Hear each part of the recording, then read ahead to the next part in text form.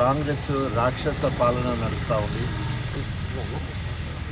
అక్రమ అరెస్టులు కొనసాగుతున్నాయి.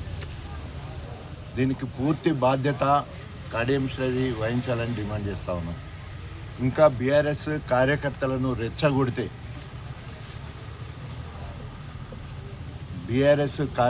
రెచ్చగొడితే కడియం శ్రీహరి తస్మా జాగ్రత్త.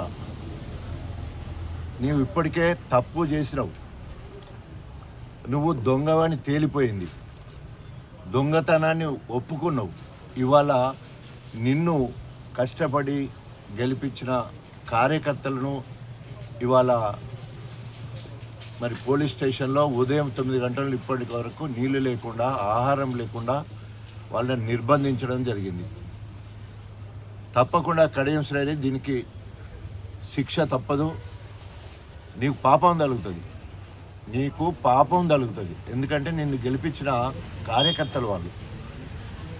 ఏమన్నా ఉండేది ఉంటే నువ్వు నేను చూసుకుందామన్నా, అది ప్రజాస్వామ్యంగా చూసుకుందామా, లేకపోతే రాజ్యాంగబద్ధంగా చూసుకుందామా, లేకపోతే ఎలక్షన్ల పరంగా చూసుకుందామా, ఏదైనా మన ఇద్దరం చూసుకుందాం. కానీ కింది కార్యకర్తలను ఇట్లా చేయడం నీకు సరికాదు.